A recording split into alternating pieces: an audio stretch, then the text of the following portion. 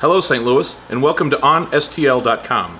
Today's segment is brought to you by Visor View. Never back up again without looking behind you. And today, Joy, we have with us the infamous Steve Elvis. Davis. Hi. Hello. So your name is Steve. Steve Davis, yes. And you really go by Steve Davis. I do, and, yes. Everybody says Elvis all the time to you, the king.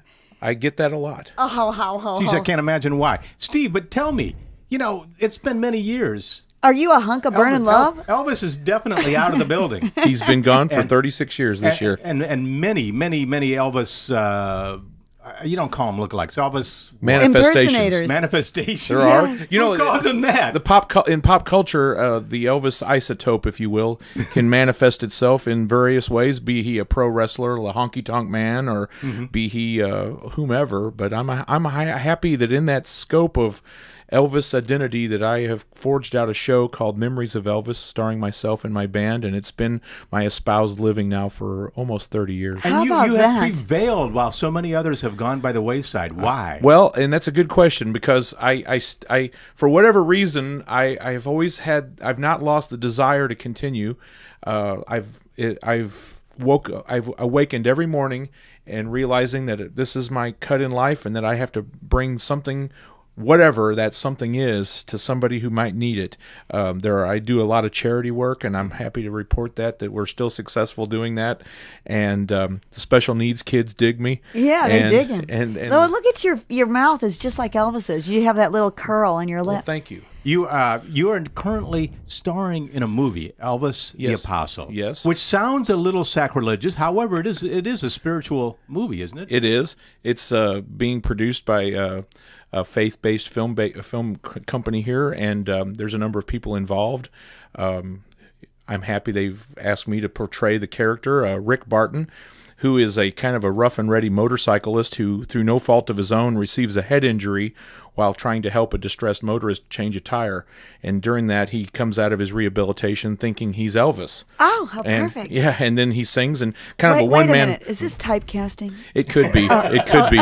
It could be, yes. Yeah. It's kind of like the David Carradine Kung Fu kind of thing where the character travels town to town like a vagabond doing good work, like touched by an angel kind of thing. As a matter of fact, Touched by an Angel does have a connection with this movie, doesn't it? I'm told that it does, yes. Yeah, no, seriously. Yes, One yes. of your directors or co-directors actually wrote. Yeah, for... Mike D'Amato, I think, was a writer for Touched by an Angel. Yeah, that's right. Tons of credit. I want to get back to Elvis and his love life. So, are you got the chicks like coming at you or what? Well, there are people. Look at this photo right here. It's up from his website. Look at the ladies in the audience. It's a great photo, by the way. Thank you. And notice they're not all old. There's a young one right there. I find that fascinating. I do too. Why does that still happen with women? And that's a good question. If you look at the demographic of people that are going to Graceland, it's normally not women over the age of 60, if that's the tertiary market you want. Right. It's becoming younger, both boys and girls, as it were. And that photograph that you're referring to does reflect that in my show. Mm-hmm. Yeah. And I thought, wow, that's kind of cool. And the kids, and for them, they've not seen Elvis in their lifetime.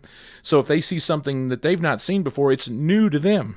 And so hence, if I can anachronistically conduct myself in the same way Elvis did in his lifetime, then it stimulates that response to those younger people. That's kind of cool. Is there anything like they have that Santa Claus thing every year where all the Santa Clauses get together? Is there an Elvis like convention or something? There is. And so many years ago, I participated in one of them, and I came in second place out of 500. Wow.